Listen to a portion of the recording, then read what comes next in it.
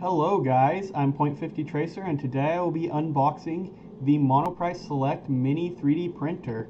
I bought this printer for $200 off Amazon. I will include a link below in the description so you could go check it out.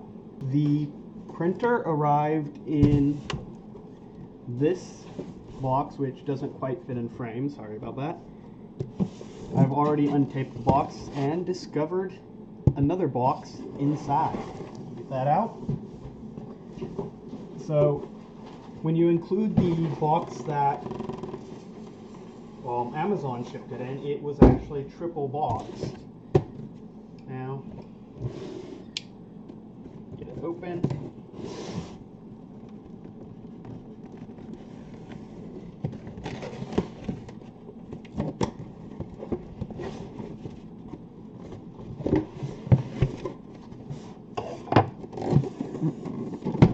Inside the box we have this, it looks like an instruction manual. It says thank you for your order on the front.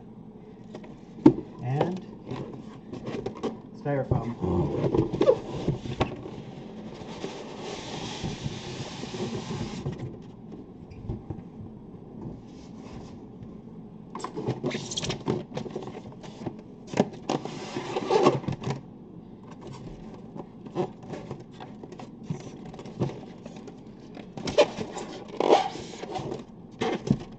On the back side of the styrofoam, we have a smaller box with the power brick inside of it.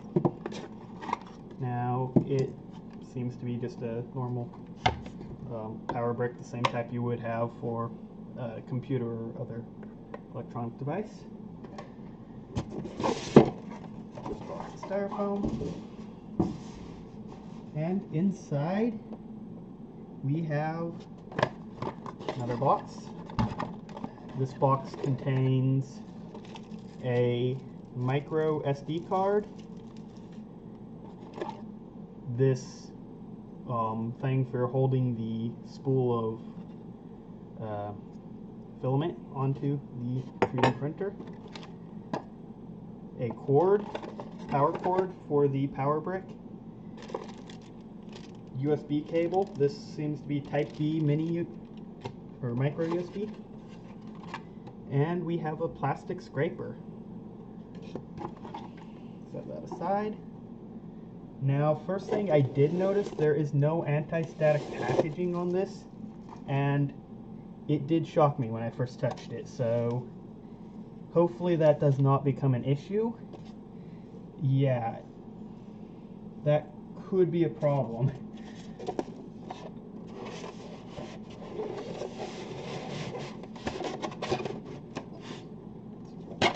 Remove it from the styrofoam.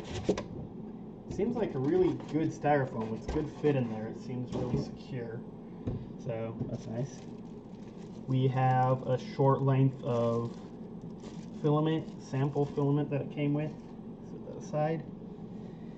Here we have the machine. Let me adjust my camera a little bit.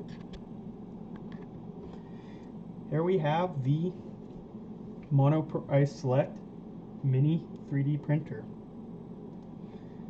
Now, seems quite nice. This is my first 3D printer, so I don't really know much about them.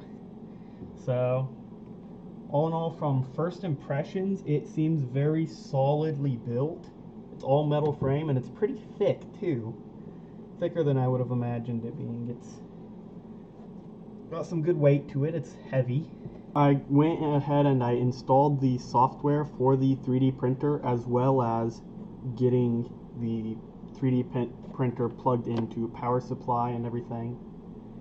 And I have downloaded a overhang test print off Thingiverse, and I will be attempting to print it on this. Hopefully it'll work straight out of the box without any real fiddling in the settings. So here we go. First thing it wants us to do is install this, but I already did that. Okay, move home axis.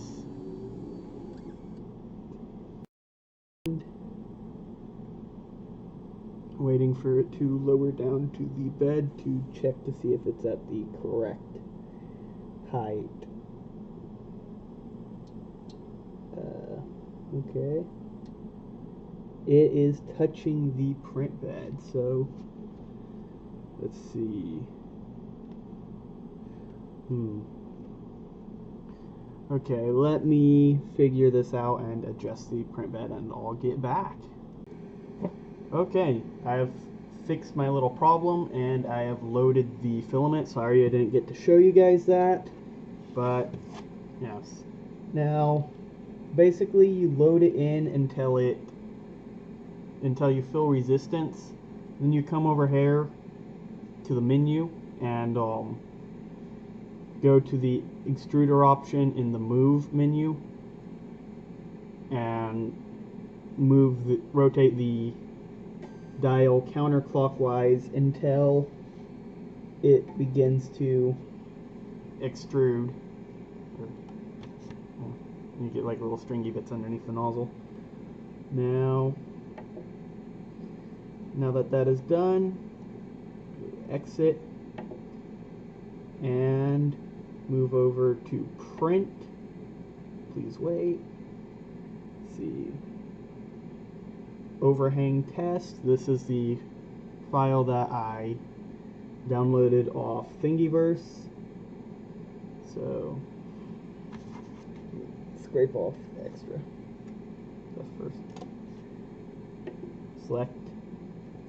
Now try 190 or 190 degrees Celsius for the extruder, and the platform is supposed to be at 70 degrees Celsius, but it's only getting up to around 52 or 53, so I'm not quite sure what that's about.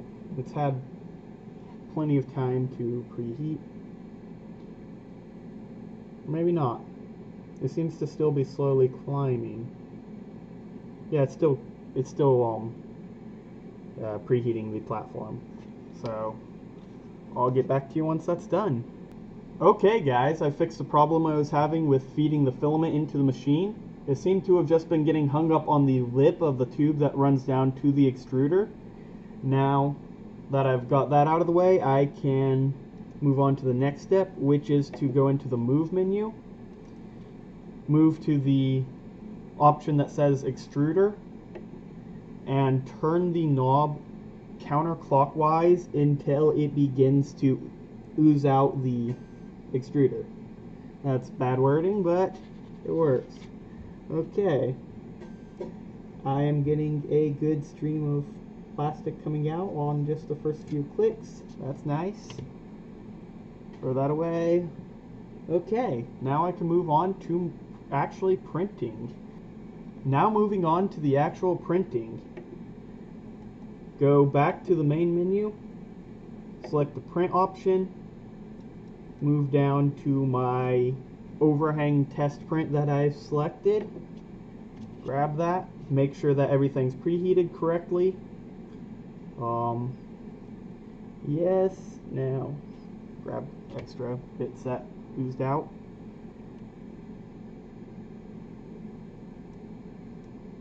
Set speed. Okay, everything should be good. Once it reaches the correct temperature, it should start printing automatically, if I am correct. So let's wait for that, see how it does. Okay guys, it is up to temperature and it is beginning its print. Let's see how this does. Now I haven't really fiddled around with settings too much or even looked into how I should print with it, so this is kind of a blind test. Now, I did have a bit of a false start because I had a phone call and I wasn't recording, and I scraped off the print and restarted it. So yeah, so it hadn't gotten very far, just probably about as far as it is now. Let's see how this does.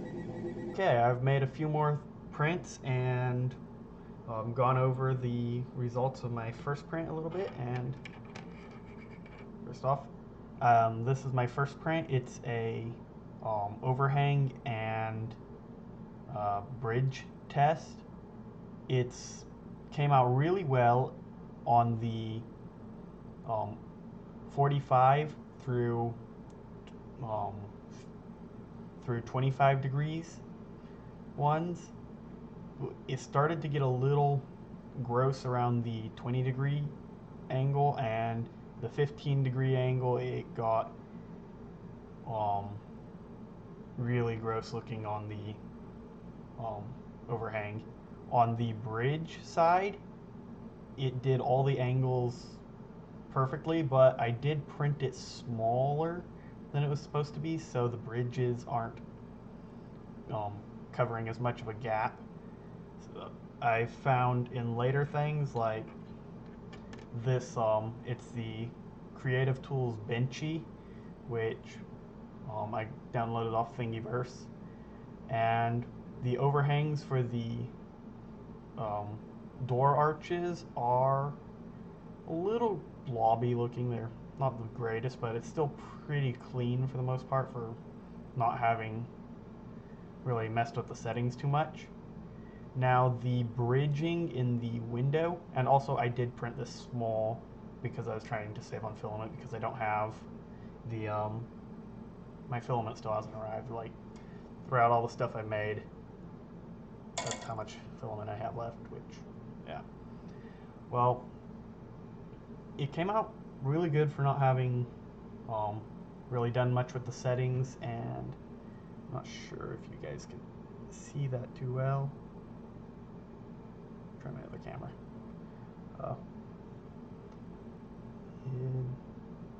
Yeah, this camera's not going to focus on it, but it's pretty smooth. There's a little bit, actually no, not really any evidence of Z-banding, at least not that I could tell. What I thought I saw was actually just a line from where the deck is, because it's clear and the light shines through it. I did make another benchy. This one I actually made first, but it stopped printing halfway through. It was printing and it stopped.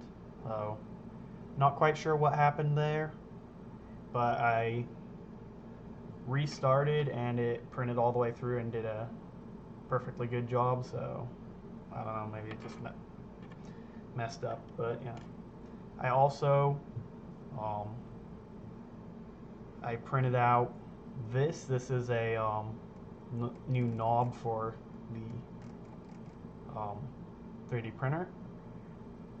It's much easier to use than the knob that it originally came with, which is this little silver knob. My camera is drooping down a little bit. Yes, this little silver knob was kind of slippery and awkward to use.